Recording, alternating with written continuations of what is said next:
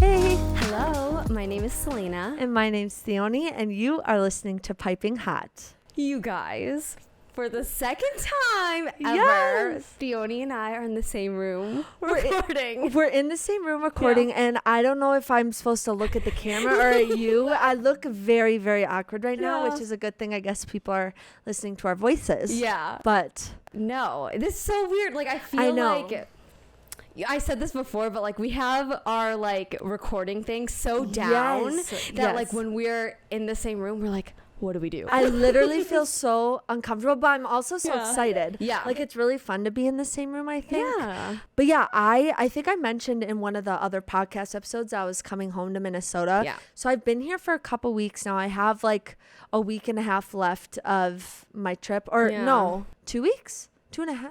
I don't know. I have some time left of my trip, but it's been nice because I've gotten to hang out with Selena. Once before this, we got the Jack Harlow meal at KFC. We did. Which, what did you think? I thought it was like fine. Like, Yo, don't get the mac and cheese though, because I swear it was like disgusting. yeah, it was like very meh. But then the sandwich is actually like decent. Like, Yeah. I wasn't like the sauce was really good on Yeah. it. So, Agreed. But yeah, so now we're together. We had quite the day today. Yeah. We went shopping in the morning, and then I took Selena to her first cheesecake factory, which is really, really exciting. Because I love Cheesecake Factory. It's like my happy place. Yeah. So yeah, no, that was super fun. I feel like today has like gone by so quickly. Yes. But like, I can't believe that like all the things that we did. I know. I feel like we were so busy. But yeah, no, Cheesecake Factory was like amazing. Well, also too that like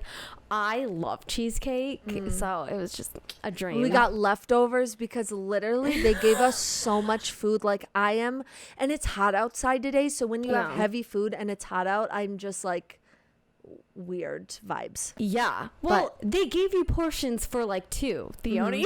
No, dead ass. I thought it was just like a normal chicken lunch. Yeah. And then it comes out with 3 huge chicken things and green beans and potato. I was like, girl, yo, no. That's a lot. So, yeah, it was a lot, but that's okay. Now you have leftovers. Yeah, now I have leftovers. We Yeah. love some good leftovers. But what are you drinking today? Hey, tell them the story. Well, I think if the Are you last... Yes, I think the last episode I said... Oh, yeah, you that did. my sister Sabrina was like, you need new tea. So last week, Theoni and I went to Target and we got new tea. We got new tea. Because we do need new tea. We drink do. like the same 3. Yes, Like there's only every 3 in single rotation. week. Yeah. So for 3 listeners, Yes. Yeah. it's very, very boring. Okay, Yes. what you got? Today I am drinking chamomile, vanilla, and manuka honey. And it says a dip in a pool of calm. So, Ooh. yeah. So stress relief? Just kidding. a fancy stress relief. How is it? I haven't tried it yet because it's still really hot. Oh. And but I can try some now. That's nice. That's nice. That sounded like a commercial. That's nice. Okay. That's not bad. Okay, what are you So drinking? I can literally smell how sweet this tea is. Yeah. I got the Tazo vanilla bean macaron black tea, and savor this black tea confection of fragrant vanilla with a dash of cinnamon. Even Selena can smell how sweet it is. Yeah. Let's try it. Is it really sweet? It's like very sweet. I don't like things that taste like other things. Like, this is not supposed to taste like a macaron, but it tastes like a macaron. Oh, interesting. But it's like Okay. a water macaron. Yeah. It's like watered down. Yeah. Ugh. Well, yeah, because it's tea, well, but... Yeah. Okay. It's kind of what tea is. Okay, but yeah, there you go, Sabrina. We got new tea. There you go, Sabrina. And next week I'll be back to stress relief. Yeah, literally. Positive energy. Okay, so we recorded a bunch of episodes a little ahead of time. Yes. So Selena and I have had a lot of pop culture stuff to Yeah. catch up on. So Yeah. Wait, but any life updates other than that you've been here? Any life updates? What a question. None that I'm going to talk about Okay. without being very anxious. Okay. But No, because I've literally just been here. Yeah. I mean, I've literally just been in Minnesota, like preparing for my job. Yeah. Hanging out with family and friends, and that's kind of it, honestly. Like I Yeah. haven't. Life's been very chill lately. How about you? Good. Yeah, no, life has been good. I got 2 tattoos, which I told you about. Did. I got a rib tattoo and then a tattoo on like my tricep, and it wasn't that bad. And I really like wanted these two, so I was like very excited. But yeah, I'm already thinking about my next one. You guys, they look so cool. Like the tattoo artist, I don't know who it was, but they Yeah. did an amazing job. Yeah. Like and the placements for them are also So like good. perfect. So good. Yeah. Oh. I'm like in love with them. So Good, and that's how it should be. Yeah, no, and so I'm really excited about that. But that's the big news for me. But for you, I mean, I guess we could say it's a little in the pop culture, but you finished Throne of Glass by Sarah J. Maas. You guys, I finished Throne of Glass. Oh no, my voice is shaking. I'm gonna freak out. You guys. Okay, spoiler alert. Okay, turn it off. Okay, so basically, I lost my mind at page 800 of Kingdom of Ash. Yeah. When she's flying through the world and she sees Reese and a pregnant Feyre. I was Yeah. like, oh, shut up. Yeah. I lost my mind. Never would I have ever thought that the books would cross over like that. know. But also the characters in that book are unlike any I've read. Like all of them are so good. Yeah. Like so good. Like again, like I think ACOTAR is like so special in its own way, but like Throne of Glass is also so special Literally. in its own way. So For those of you listening, if you have not read the Sarah J. Maas books, you need to. they're fantastic. Okay? They're so good. Wait, who's your favorite boy? Again, from Throne of Glass. Rowan, Yes. my first husband, and then my second husband is Lorcan. I think here's my husbands, okay? So Rowan and Dorian are both my first husbands, okay? Second, And then second, I feel like it's a tie between Gabriel and Lorcan and maybe Kale as well. oh, Kale worked his way up. He did because I love Irene so much. You She know, is she made him literally- better oh, because 100%. I hated him. Everyone did. Yeah, I was like, oh my god. Yeah. Okay, no, I'm not gonna say it because I'm gonna go down a rabbit hole. Okay, anyways. Okay, pop culture. Yes, pop culture. I have a lot of stuff. Okay, Maybe we want to go like back and forth? let's go back and forth. Okay, is that all your pop culture stuff? this entire thing. Damn. Okay, guys. Okay, buckle up. I'm buckled. I have 5 things, Oh my! and they're short things.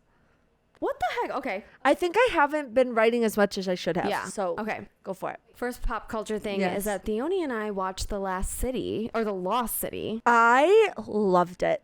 That is what So rom-coms need to be these days. Yes. Like, I feel like that was a comeback that rom-coms needed, and I wish more people had gone to see it in theaters. Yeah. But it was fantastic, and I thought Channing Tatum and Sandra Bullock's chemistry was really good.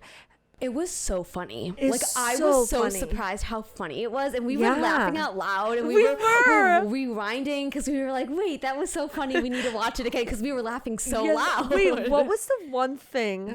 It was Sandra's character was saying something of like a synonym for synonym, yes. yes, and then Channing Tatum's character said cinnamon, like, but we wouldn't have caught it if we didn't read the subtitles. And it's so funny. Oh my gosh, that movie is so funny. Yeah. So if you guys have not seen it, I know you might feel hesitant about it just because of like, I don't know, for whatever reason. Like I was hesitant about it, like to go see it in theaters, but you guys should go watch it because it's honestly fantastic. It's so good. funny. Yeah. Okay. I cannot believe Sandra Bullock is 57. I know. That's She looks not so good. real. It's not real. But anyways, have you heard all the stuff on TikTok about Austin Butler and his Elvis accent? No, I am. You not, have not? I'm not on that side of TikTok. Okay, so you know the new Elvis movie coming out Yes. with Austin Butler. Yes. So he has been, people kind of caught him in interviews talking like Elvis, and they're like, your voice has changed to what it used to sound like. And so now he's like, I've been method acting this character for so long that it's really hard to like snap back to my regular voice, that it's almost like become like a part of my speech now. And like there's certain triggers that'll make him start talking in that voice. That's crazy. People either think it's really like crazy, or they're like, that gives me the ick, like just talk. But I don't blame him. Like it's just like linguistic accommodation, right? Like I catch, when I hang around you more, I start talking like you. Like I start saying girly bestie. And like stuff like bestie, like stuff like that. But I playing a character for 2 years, how could you not? I know. That's crazy. Yeah. So I just thought that was really interesting. I have not seen that at all. Wow. Yeah. Cool. Yeah. What you got? Next thing. Our boy Jayson Tatum lost the NBA Finals.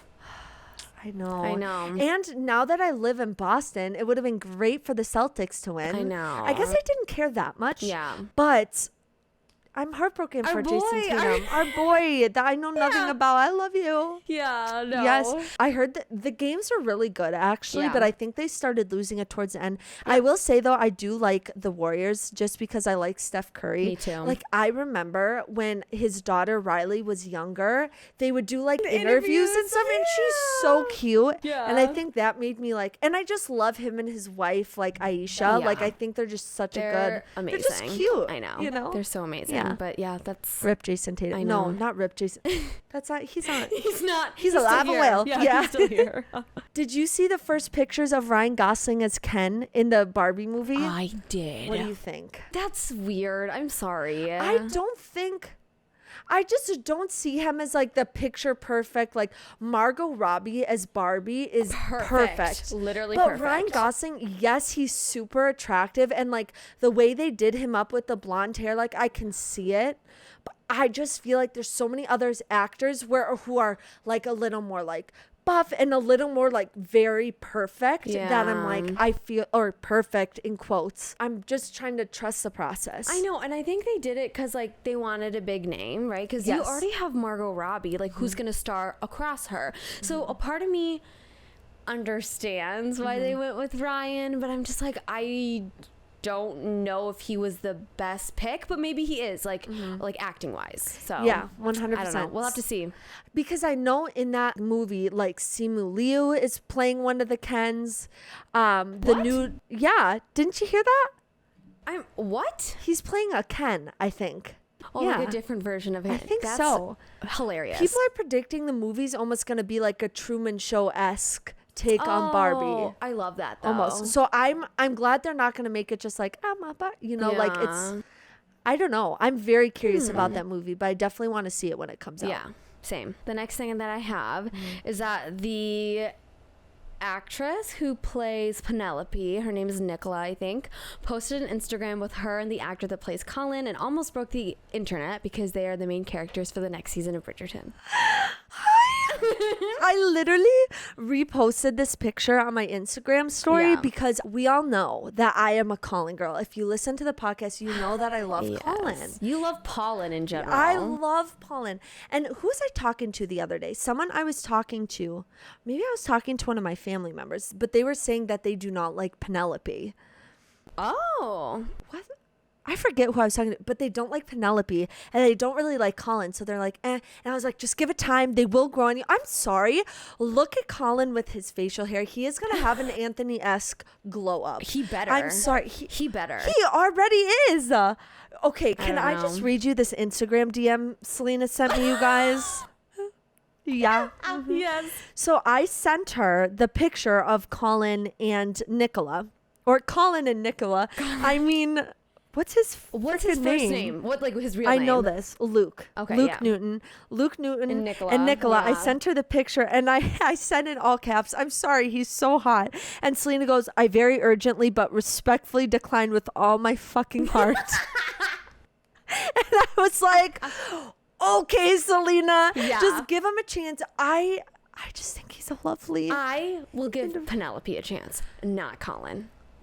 I can't wait for you to change your tune. Okay, I will. Like, he's gonna have to try really hard, and we've talked about this on our Yes, Bridgerton episode. yes. But like, those 8 episodes, or how many episodes are Bridgerton? 8 or 9? 8. Those 8 episodes are gonna have to work so freaking hard for me. Also, they need to give Penelope a wardrobe because like a better wardrobe, because Nicola is like gorgeous. Like the way she styles herself in real life, her blonde hair, I love it. And so I get why the character has to have like orange hair. Yes. But or ginger hair, however you say it. But I'm gonna need them to step this up. I know. Okay. So obviously our last couple episodes have been about It Happened One Summer, the book. It was recently announced that It Happened One Summer is gonna become a movie, which I am really excited about, but I am so curious who they're gonna cast and how are they gonna make this dialogue not Cringe.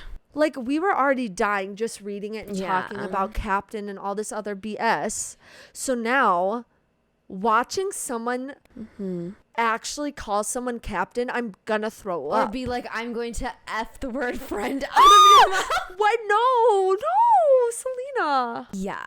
Like, okay. A part of me is really excited. Like, it was a good book. It had substance, and I think it has potential. But I think it's going to turn into the hating game. I think it could too. Yep. They're gonna have to work really hard. I know. Or fully lean into how bad it could be. Like the book, it's not bad, but lean into how cheesy it is. It's like And Hallmark cheesy movies. and corny. Yeah. So it depends, don't because I know. feel like the hating game was trying not to be cheesy, And then but it was painful. Yeah. So I feel like you either lean into it or you adjust the dialogue a bit to make it Yeah. less weird. Yes, I agree. In actual speech. But yeah. I don't know. I mean, I'm excited, but Me too. We'll watch We'll it. see. We'll see. So Beyonce is back. And I am so freaking excited. She released, or she announced that her album Renaissance will be released next month. And I am so excited because her last album was from like 2016. And then she headlined Coachella. So there was like so then she released like her Homecoming live album. Yes. But other than that, like, we haven't gotten anything. Really? Yeah. So it's almost like an Adele situation where she waits like 6 years. Yes. Okay. If you guys listen to like our music episode of the podcast, I really don't listen to Beyonce. But like I know how it is to like love an artist so much and you're just getting nothing. And you're like, what is going on right now? Yeah. So I'm very excited. I'm excited too. We'll have to listen to it and like discuss our favorites. Yes, I agree. Yeah. I agree. I just thought I should mention this very briefly, but Britney Spears got married and I was so happy for her. It was so cool to see like the guests who were invited, like Selena Gomez, Drew Barrymore, Paris Hilton, like all of these things. It was interesting. I mean, I'm not surprised, but like all of her family was missing from the ceremony. Jamie Lynn wasn't there. Like nobody was there. But I'm just happy she had a happy day. But it was crazy that her ex-husband showed up. Yeah. And I was like, dude, Seriously. let her have one day. Like, But I don't think it ruined it too much. No. But I mean, nuts. dude, it's been years. Literally. Like, you need to stop controlling. Everyone needs Yes. to stop controlling her. No, literally. Like, she can do whatever she wants now. And I'm just happy that she got married and that they were able to stop her ex-husband before like anything big happened. Because I think it Yes, was like agreed. earlier in the day. So like the ceremony they hadn't caught started. it. and then- Yes. Okay, Yeah. got you. There was a recent Drake music video that he like marries 23 women in like this music video, and there's freaking our favorite person, Tristan Thompson, in it as his best man. And just it was weird. I didn't watch it. All I saw were like the headlines and stuff, but I'm like, that's weird. I know, and it's a bummer because I've listened to Drake's new album because it came out. yeah. It's really, really good. I personally really like it. I haven't seen the music video, but I will say I wonder when it was filmed. I know. Or like how it, or maybe it was planned because the episode of the Kardashians literally just aired with all the Tristan stuff right when the music video came out. Yeah. So I wonder, number one, what Tristan and Drake's like relationship is. Number two, if they planned that to get the music video, like give it more traffic. They probably did. It's smart. It's just like It a is smart smart. PR move. But I don't think Tristan should get that kind of attention. Nope. Especially with like the concept of him marrying 23 women. I'm like, Well- you're doing all this stuff. No, you know what's dumb too? I guess in the music video, Tristan tells Drake that he's ready to settle down. Disgusting. Really, Tristan. Yeah. If you were ready to settle down, you wouldn't have screwed over Chloe. Exactly. I I'm hate pissed. him. I still hate him. Oh, I still hate him too. Did you see the first look at Ana de Armas as Marilyn Monroe in the Netflix show or movie? No, I saw a picture of her though, but holy crap. Which I think it's very interesting that they chose a Latina actress Yes. to portray a very like white, like Caucasian Yes. icon, right? Yeah. However, she looks so much like I know. her. It's insane. That I am shocked, and I am so looking forward to the Yeah. movie because I like Ana de Armas. Yep. Like I love her. I loved Same. her in Knives Out. Same. So I'm really excited, and I thought the look was like down perfect. I can't believe how like similar she looks. And like I know she's a great actress too, so I'm so excited to see her in that role. Me too. And I feel like anytime there's like a biopic movie, I feel like that's a very good thing for actors to like get a nomination for or something like that. Yes, So, definitely. oh gosh. So maybe I was just like living under a rock, but I didn't know that Harry Styles and Olivia Wilde were like still a thing. You didn't? No, I thought that was a PR stunt. I think it might be real. Oh my gosh, that's weird. I don't love them Me together. neither. It just doesn't make sense. And I guess to each their own. But Yeah. it just doesn't, no matter how long they're together, it just doesn't make sense in my brain. No, it doesn't. Like I'm gonna be like 100% honest. I thought that was a PR stunt. Like No, it seems like it would be, especially because of the film coming out. Don't Yes. worry, darling. which Like it makes looks sense. fantastic, by the way. It looks really good. But I feel like it's going to be, I've never seen this movie, so tell me if I'm wrong, like Midsummer-esque, where it's like doesn't fully, like it's a cult film. It doesn't fully make sense until you really like. Yes. Yeah. Which I mean, I don't mind those movies. I think they're really like creatively interesting. Yeah. Yeah. But yeah, that was weird. Maybe I've been living under a rock that I didn't realize that they've been going on for so long. Yeah, I think they've kept it know. very private the whole time, though. Yeah, that's what I I've do heard. remember when I went to the Harry Styles concert, I did see her. So What? she was just down jamming along. Yeah. What the fuck? She's been to like all of his concerts. That's weird to me. Right? That's I know. weird. Okay, anyways. Next thing. Did you see the Zendaya pregnancy rumors on TikTok? I didn't. Oh my god. So there was this there was this one user who like started a stupid rumor that she was pregnant, and then Zendaya addressed it, which she like never addresses anything. She basically addressed it and she's like, oh yeah, this is why like I'm not on Twitter or whatever. And I'm like, good for you, girl. Yeah, literally. Yeah. That's so dumb. I feel like pregnancy know. rumors come out of nowhere all of the time. I know. I mean, I wouldn't have been angry. Can you imagine a Zendaya Tom Holland infant? That child would come out the most attractive, the most talented. Like, because they're both like triple threats. Oh, 100%. So like Well, that kid Tom would can do dance. anything. Yeah. Tom can dance. He can sing a little bit because he's done musicals and he can act. But then Zendaya can for sure sing. Yep, and she can for sure dance act. and And act. yes. Like what Wow. the heck? One can dream. Yeah, really. I wish it were true. Okay, and then the last thing that I have is that the K-pop group BTS is taking a break to pursue solo music. No. Which is sad because everyone was expecting a tour. I know. That's so sad. I know. But what is interesting is that when they announced their like hiatus, they're not breaking up. It's just a hiatus to pursue solo music. HYBE, who is the label behind the group, their stock dropped 28%. Because BTS like announced their hiatus. Like imagine having that much power at your label. I mean, I know they were like massive, but I didn't know they were like that massive because I don't listen to K-pop a lot. But wow, It's like- wow. I know. It's just like crazy how much like 28%. I know how much influence they have. Like it's insane. That is crazy. Yeah. But I mean, I'm excited for solo music, but it's just sad because I think everyone was expecting like a world tour now that like Literally. COVID is done and stuff. What But a bummer for fans, I know, too. I know. Ugh. But it'll be okay.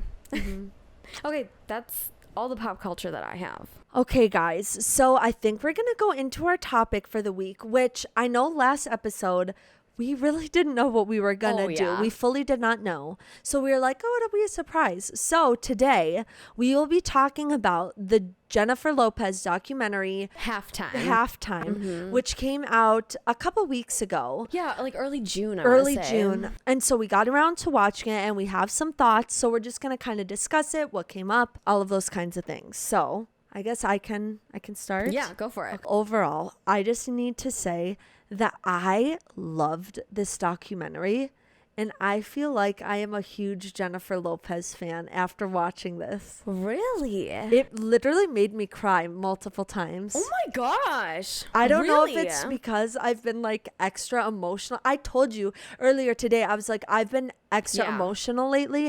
I don't know why, but it just made me cry.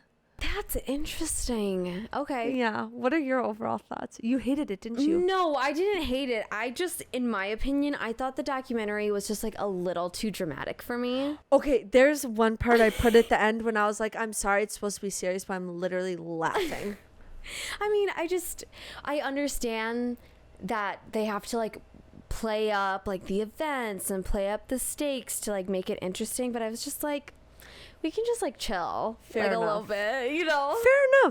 Fair enough. When we chose to do the Jennifer Lopez documentary, I didn't know what it was called. So I had no idea it was going to be a majority about the halftime performance. Oh, really? So that was kind of surprising when we first started interesting. it. But I actually loved seeing how her shows came to be and all the work that went into it, because I just love, like, I feel like I've talked about this with different things on the podcast before, but I love the creative process. So being able to see how things come to be and her making these choices and all the thought that goes into it, I just thought that was very, very interesting. I guess I was surprised at how much work there was, but then again, it's like the Super Bowl. It's like the biggest freaking sporting event in America. Yeah. So I'm like, okay, well, maybe I guess I just didn't realize because it's only like 15 minutes. Like that's it, you know? Yeah. But yeah, no, it was a lot of work. So much work. Yeah. One particular thing that I liked, there was one part where she was doing like a voiceover and she said, how do I represent all the things that matter to me? What am I going to say when the whole world is listening? Yeah.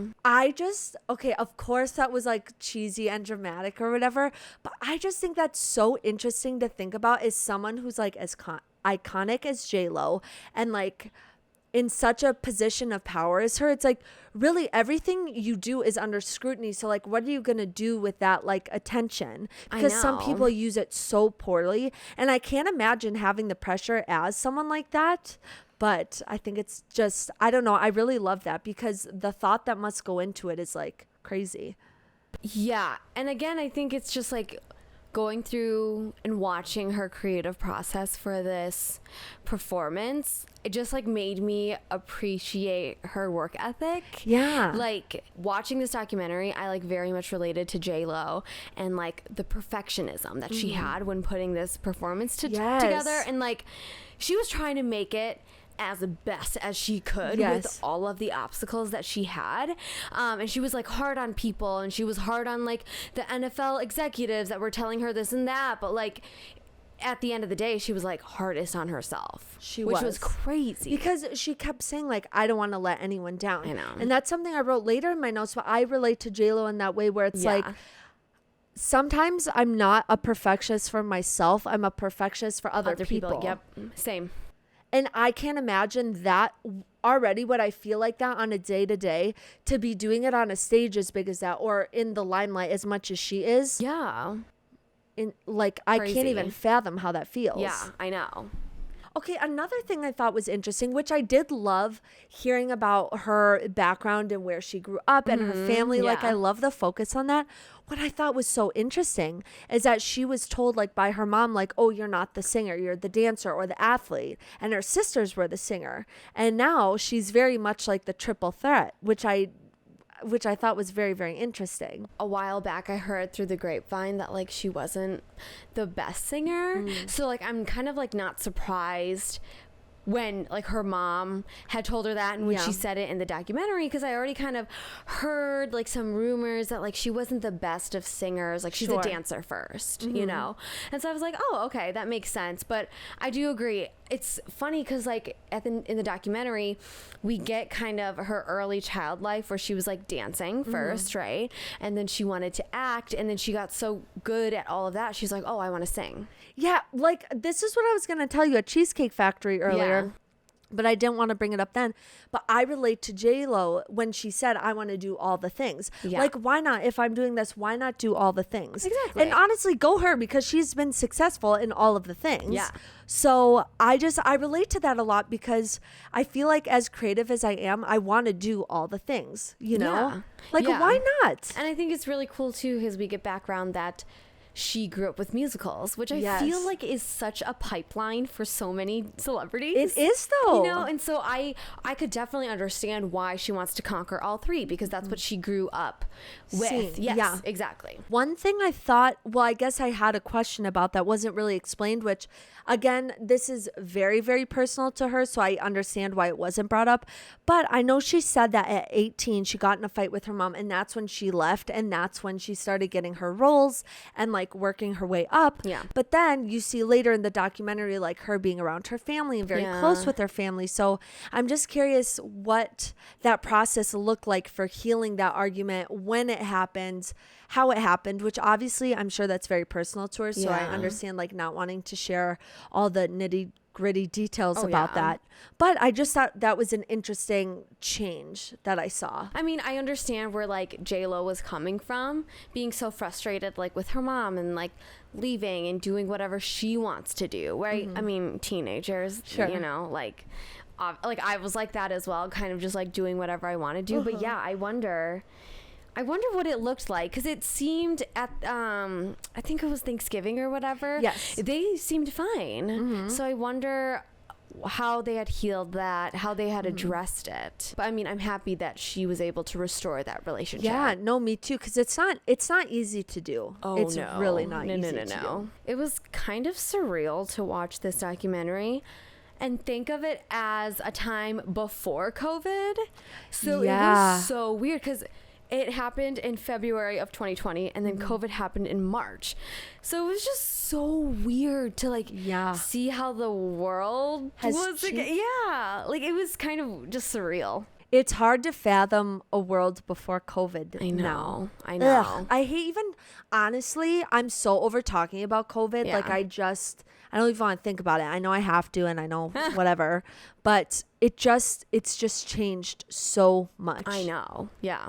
We're never fully going to go back. Like it really changed things like forever. Yeah, you know? it did. One thing I also liked was her comment about how at first she could not get an agent for acting or anything because they just thought of her as a dancer.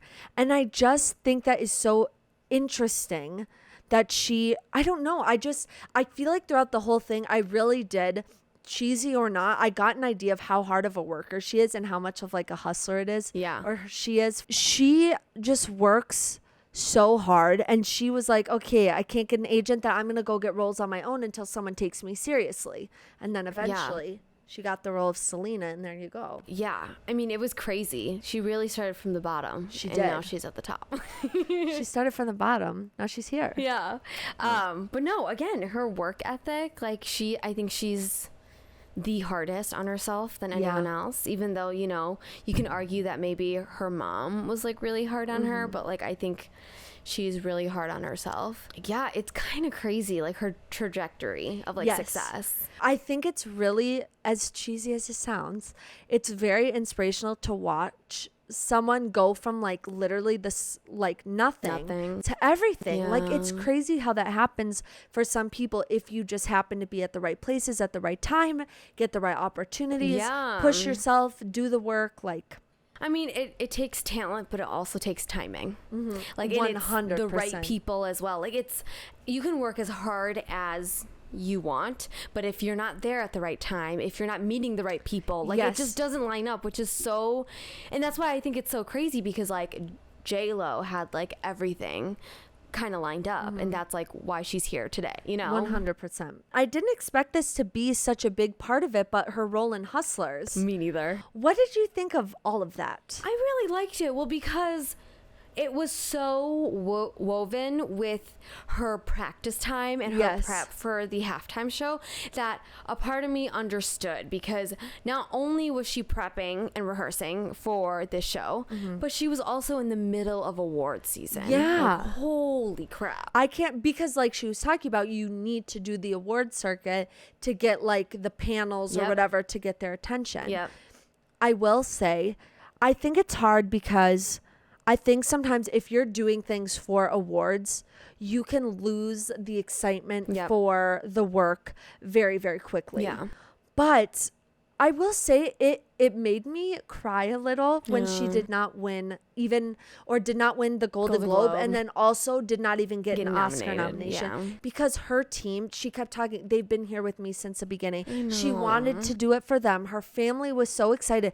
When everyone's telling you, oh, you're going to get this, and then you don't, it's almost like a whole nother level of like loss or embarrassment. And it was just really, really sad to watch. No, I agree. I will say one of her quotes that it was a little cheesy for me, but still really loved it, is that she was saying that she doesn't do movies for like awards or anything. Like, people don't come up to her and be like, oh my God, you've won like 10 Grammys or whatever it is. They come up to her and be like, wow, like your role in X, Y, and Z really made me feel this. So your song really made me feel this. And like, that's why she does it. And I'm like, you're so right. Like, at the end of the day, like, awards don't really matter. They're really nice. And it's nice to be recognized, but like, you want people to feel something. 100%. And those are the performances you'll remember. It's just like, I always think about the Grammys and how many times the Grammys has snubbed people. Yeah.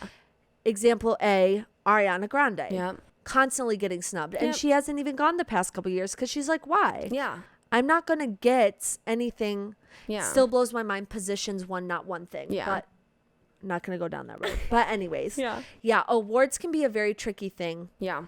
I do like them because I think it's cool to like work towards something or have that honor. But again, it can't be everything. Also, one more thing about Hustlers. I did not know that the whole like film and like producers and everything like that, everything was all women.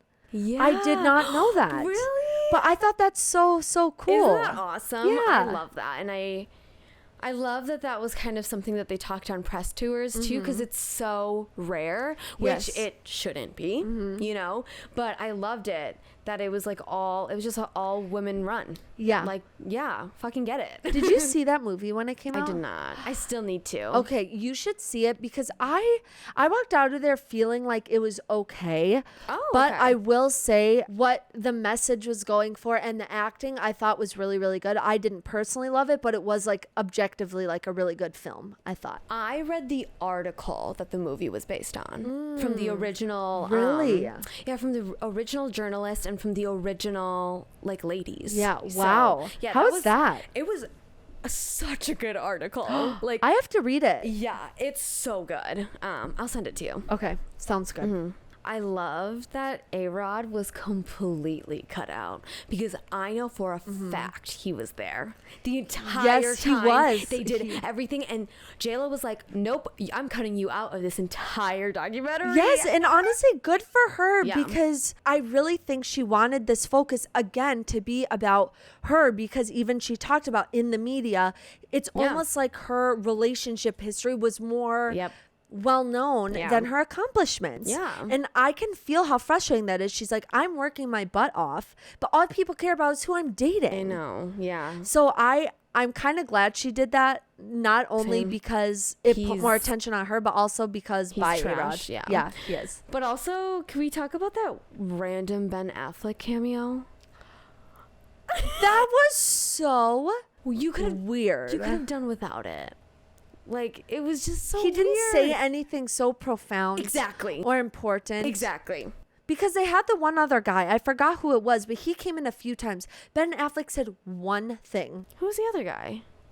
I don't remember. But there was another guy. Okay. Yeah, that was weird and random. Like, you could have done without it. I understand what they were going for because I think at the time they were talking about her relationships in the spotlight and how what they said about Ben Affleck dating Jennifer Lopez and all of these things, but it's still pointless. Literally, there was only one like clip of A-Rod, and I think there were like 2 or 3 of Ben Affleck, but only one clip of A-Rod, and everything else he was cut out. Because I know for a fact that he was on the field when J-Lo was performing, because they were still dating at the time. Just completely cut out, as he deserves. Suck it. Yeah, literally.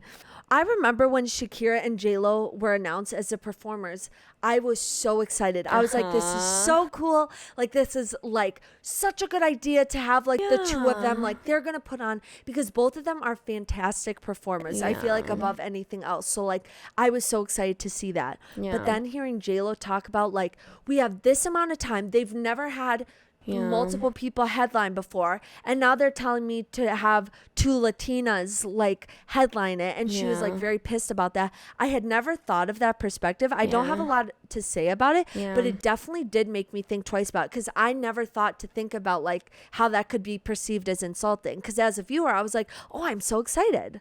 But like looking at like hearing her perspective, I was like, oh, I can understand how that's insulting. It's like single headliner. The minute you have like a woman of color, 2 women of color, you're like, oh, we need to split the time. So I can understand how that could be insulting to her. They're not enough individually. Exactly. So like, you have to be together. Exactly. Which I definitely understand. I was in the same boat as you. I was super excited because, again, they're both icons. Yes. But then hearing J-Lo's perspective, I was like, oh, you're right. You're right. Yeah, and I went back and watched the performance. Me too. And like, I loved it. I think it's so cool. Okay, also, sorry, maybe I'm going a little out of order, but I loved that she pushed back about taking away the cages. They tried to do that the day before. Screw you, NFL. If you didn't want that idea, number 1, you're dumb. Number 2, then you should have told her that from the get-go. Like, who was running past approvals? Clearly not anyone. Literally. Then you should have done that from the very beginning, because you can't just take something away like that literally less than 24 hours. And she even talked about like the subtlety of the message, and she wanted it to be subtle on purpose. So she wanted more people to respond to it, because she didn't think that making it more in your face, people would want to listen to it. Which I actually think is very true. Exactly. She said she didn't want to like hit people over the head with the message. Just something like very subtle, which I think she achieved. But I was pissed when they were like, we need to take the cages out. And then I loved her response where she was like, I don't care what the fuck you do. I'm not taking it out at all. Like, I was like, good for her. I know, good for you, J-Lo, for holding your ground. Yes, and that makes me think of something else she mentioned. She's like, or in the newspaper, she was always called a diva, bad attitude. But then seeing the way she interacted with the NFL people on the phone, I was like, she's not a diva. She's just getting what she wants. Oh my God. I literally have a whole paragraph about that. Yeah, because I am so over people calling other women celebrities divas. They did the same thing to Ariana Grande. Exactly, just because they want something. If it was a white man, he would have been, a leader. He would have been like knowing what he wanted and being, like what all the other words other than a diva or a bitch. But the second that someone, that a woman wants something specific, she's a diva. That happened to Beyonce, and that also happened to Taylor Swift. I'm just like, it's ridiculous. I'm done with it. Like, I hate that narrative, and the fact that like people are still trying to push it. Like, I know. It's like disgusting. Like, stop perpetuating all these freaking stereotypes when obviously that's not the case. And God forbid that like a woman in that industry, like especially a Latina woman, which is like part of the culture, just like it's part of Greek culture. Sometimes you're not mad. It sounds like you're yelling, but you're just super passionate. So people perceive that even more as being a woman who's emotional, blah, blah, blah. And I'm like, no, they're just really passionate about this project. They have an idea of it and are going to do what it takes to make that happen. Yeah. It's just sue me. Yeah, it's just the lack of like understanding and empathy of like where people are coming from, their backgrounds, their cultures. It's just like, if it's not what they know, it's suddenly a different thing. And that's what I was just angry about. But I mean, as I was watching it, I was just like, no, she knows what she wants. She has a vision. that she wants to build it. Let her build it. Yeah, literally. And she's been in the industry for so long. Like, put some respect on her name. God. Oh, I'm pissed. I loved how Shakira and J-Lo were upset about sharing it, but they did so respectfully and really worked together. And I love that it just shows two women working together. Very powerful to put on a very powerful performance. So I really like that as well. One thing, I want to hear J-Lo's thoughts on this past year's Super Bowl. Because if she thought 2 headliners were ridiculous, I want to hear her thoughts on freaking what? Was it 5? Yeah. Ridiculous. Which I loved this past Super Bowl's performance if they had taken out a couple people. 5 is too many. I was like, I want to hear a couple more 50 Cent songs. Yeah. Or I want to hear a couple more Kendrick Lamar songs. It was like, it was just ridiculous. Like, after watching that documentary, I was like, you're right.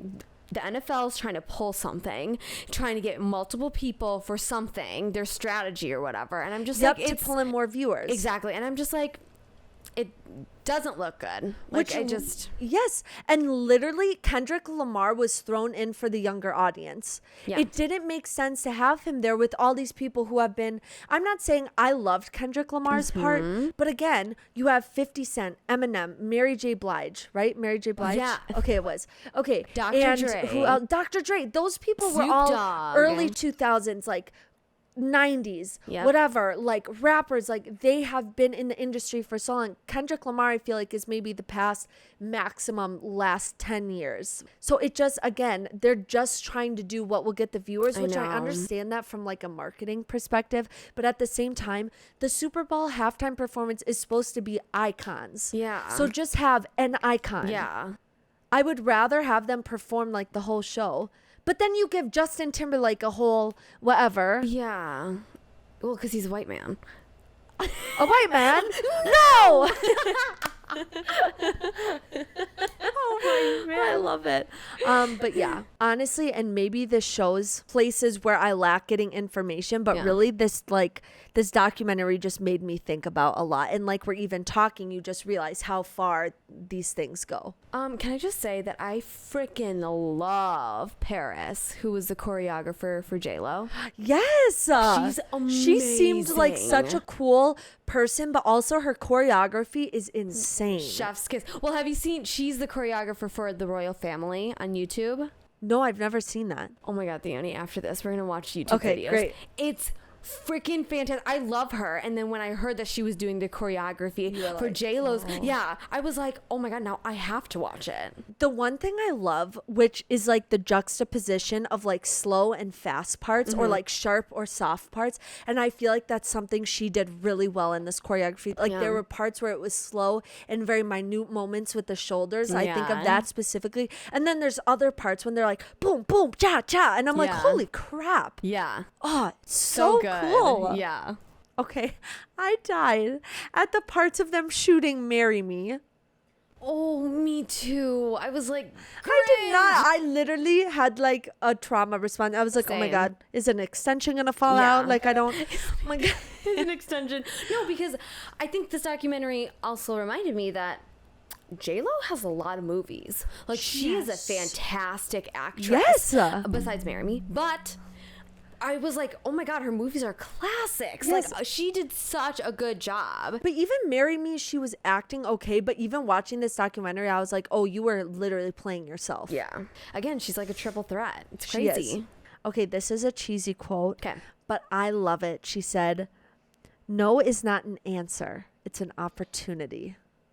I love that too. I was like, yeah, okay. I love that too. I feel like if you repeat yourself that enough times, like you'll start to catch on to it. I just think that's really true. Like a good thing to tell yourself, like especially in the industry, to make sure you don't get like down on yourself or like discouraged. Another thing too, but from a different perspective, I always think no is a full sentence. Like, you don't owe anyone an explanation. When I say no, I say no. So I mean, it's like two. Why haven't I heard that before? I don't know. It's like two sides of the coin where it's like one, like yes, no can be an opportunity, which I love because I feel like in an industry that J-Lo is in, it gets tough. It gets so tough. So I feel like that's such a positive take on it. But then the other quote that I said, like no is a full sentence. It just gives you more control over like what you want. I don't know why my mind is blown right now. Really? Yes. I literally could see myself telling my clients that one day. I saw it on the therapy side of TikTok. Ah, there you go. No, I love that. It's so true. Right? Yeah. No. I know. Yeah, no. Okay, you to all the comments about her butt. That was fucking gross. I can't believe they put a compilation because there was that many. So disgusting. Sorry she naturally has a butt. Again, even if it was unnatural. I know. Leave her alone. Again, it goes back to the whole thing of like, if someone is from a different culture, if someone is different in any sense, they suddenly don't understand it. And I'm like, that's gross. Literally. So gross. And it just pissed me off. Seeing the talk show host make comments, or like when someone, I forget who it was, but someone asked her like, oh, what do you think about your butt? She was like, did you really just ask me that? Yeah.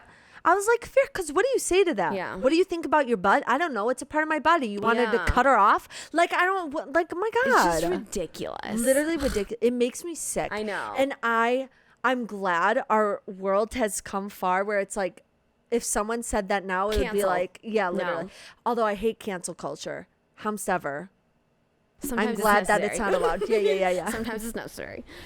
I will say I love that they also touched on that she was the fact that Google Images was created. That's my next note. I love it so much. I will always love that fact. And the fact I did not know that before this. Really? No. Oh my gosh. So my mind was blown. Oh, shut up. No, yeah. I love that she created Google Images. And the fact that she wore the exact same dress in 2019 or 2020 or whatever at it was. 50 years old. Amazing. Like, iconic. How is that real? I have no clue. And it's so funny, too, because the designer was like, oh my God, you fit in it better so much now than you did before. Yeah, Mrs. Donatella Versace. Yeah. Literally. Throughout this whole documentary, I just kept thinking, I hope I look that good at her age. I know. You know? She's, how old is she? 52, I think now. Yeah. Okay. I was mixing her up with Sandra Bullock. Yeah. Okay. Yeah. Oh my God. So insane. She does not even look like 50. It's crazy. Just another random thing that I loved throughout the documentary was number one, the interactions with her daughter, Emmy. I thought they have such a sweet relationship. I know. Which I thought was just really, really cute. Yeah. And I also love the scene where she went into the studio to see the girls performing and then had them come perform with her at the Super Bowl. Like, I think... And you can tell she doesn't do that for show. No. Like, she does it because she truly wants to give those people an opportunity. Yeah, definitely. And I just thought that was so, so cool. And she's so sweet with kids. Like, very, very genuine. She's like such a mom. Like, yeah, I love she it. Is. She's really such a mom. Is. And I love that too, because like Emmy told her to come and like, because her friend was in that dance class. And so J-Lo went and then something clicked in her head. It was like, oh my God, I want these girls on stage with me, which is so cool. I started crying when I think other people crying makes me cry, but seeing her cry talking about right before the Super Bowl performance and when she started talking in Spanish and like I just feel like that was like her, like one of her biggest I made it moments. Like she was like, the day is actually here. I'm actually doing this. Like, I don't know, just like seeing where she came from, her trajectory, all the stuff she dealt with, how she's come out the other side, how hard she works, and then just how meaningful it is to her. I think those are the people I look at. I'm like, okay, you deserve your success because you worked your butt off for that. And it really, really, truly matters to you. And you don't take it for granted. I know. I love that in her speech during that time, she was like, yeah, like, I may have not talked to, like, every one of you and yada, yada, yada, but, like, I am so thankful that everyone's here and all the hard work. And, like, it just, again, going back to the fact that, like, I think she's hardest on herself. And she just cares so much, which is why she can be called a diva or callous or, like, off-putting or whatever. But it's just that she is so focused. Like, like, again, her work ethic is insane because she cares so much. Literally, she would have, you could see her in the same outfits having a crappy day, a really hard phone call. Yeah. Then she'd go off to rehearsal and act completely professional. Exactly. Yeah. Like her work And ethic is insane. she also touches on how like no one knows when she's hurting. Like the media can tear her apart and she'd look fine, like, which is crazy. The strength. Yeah, literally. Okay, I did love seeing the clips of the actual performance after because I feel like it brought it all together. But at the end of the documentary, it almost ruined it a little because her singing "This Land Is Your Land," I was like, oh my Lord. Well, like, it was so dramatic. I will say, I forgot that she did that. So did I. So, I mean, it was like a little nice reminder, but you didn't need the whole performance. No, you didn't need the whole performance or like the montage of the whatever. What other notes do you have? I only have one more thing. Okay. It's just that after this documentary, I went back to go watch their performance on YouTube, and after watching this documentary, I just have a whole new appreciation for her performance because it is so clean and so tight and so precise. Like, it's crazy. Like, I don't think I noticed it the first time around, but after watching this documentary and like kind of putting 2 and 2 together, I was like, holy shit, she put so much into it, and it looks so good. It's so tight. It's like, she wanted to put on a show, and she did put on a show. She did. Yeah. Wow. Coming out of this documentary, which is why I loved it so much, I just have such a respect for her. And I was never a huge J-Lo fan. Like, I like some of her songs. I always respected her as a performer, but I was never really like a hardcore like J-Lo fan. Yeah. I feel like I mean, I still probably won't like be like, J-Lo, oh my God. But I have a whole newfound respect for her and like what she's done for her community, what she continues to strive for, like the good work she does. I'm a fan and I respect her so much. Amen. Boom shakalaka. That is wrapping up our J-Lo documentary review. I think you guys should watch it. Even if you watch it in the background, I do think it's really interesting. Yeah.